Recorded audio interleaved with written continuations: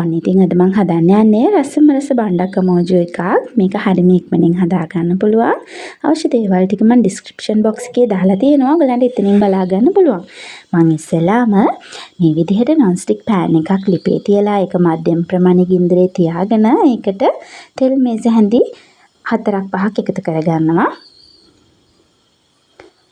මේ විදිහට තෙල් ටික එකතු කරගෙන තෙල් ටික හොඳට රත් වෙන්න දෙන්න ඕනේ.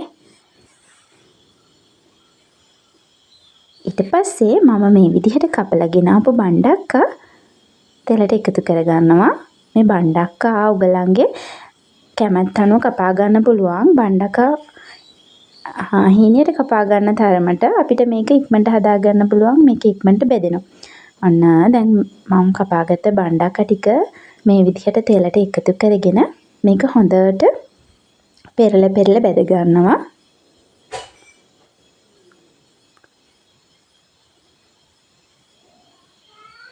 ඔන්න ඉතින් මේ බණ්ඩක්ක එක බෙදෙන්න මහා ලොකු වෙලාවක් නම් යන්නේ නැහැ. විනාඩි 2-3ක් යද්දී බණ්ඩක්ක ටික මේ විදිහට අපිට හොඳට බෙද ගන්න පුළුවන්.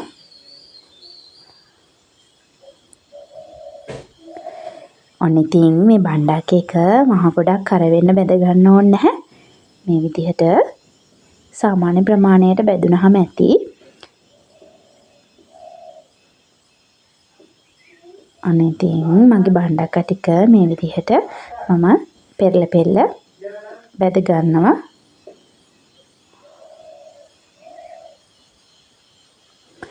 ඊට පස්සේ මම මේ විදිහට හීනියට කපාගත්ත ලොකු ලුණු ගෙඩියක් මේකට එකතු කර ගන්නවා.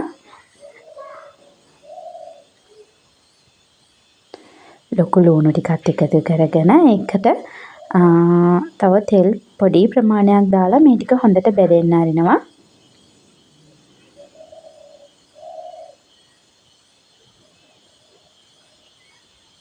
ඊට පස්සේ මේ විදිහට පලාගත්ත අමු මිරිස් කරල් 3ක් විතර මම මේකට එකතු කර ගන්නවා. ඔන්න ඔය ටිකත් හොඳට බැදීගෙන ඉද්දී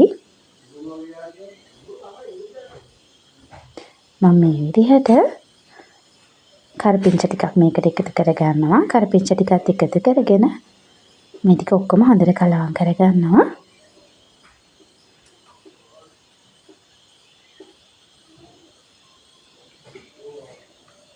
ඔන්න මේ හැමදේම හොඳට කලවම් කරගෙන මම උම්බලකඩ මේස හැන්දක් විතර ප්‍රමාණයක් මේ බණ්ඩක් එකට එකතු කර ගන්නවා. ඔයගොල්ලෝ මේ උම්බලකඩ අනිවාර්යෙන් එකතු කර ගන්න. එතකොට තමයි අපිට මේ මෝජු එකේ රස හොඳටම ගන්න පුළුවන්. උම්බලකඩ නැත්නම් හාල්මස ටික හොඳට බෙදලා එකතු කර ගන්න. ඔන්න දැන් මම මෙතනදී කහ තේ හැන්දි ඇටෙන් එකක් එකතු කර ගන්නවා.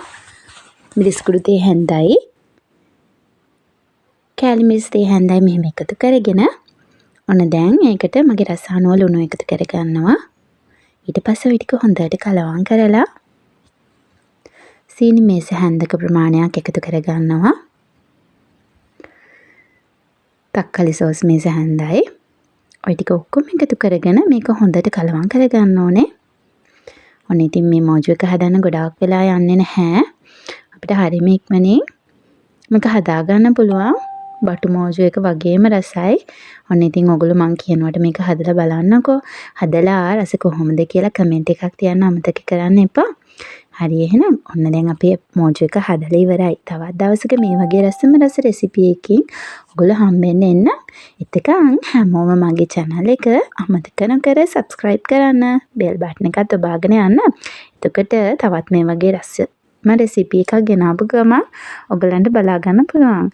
හරි එහෙනම් හැමෝම සතුටින් පරිස්සමින් ඉන්න. ගිහින් එන්න.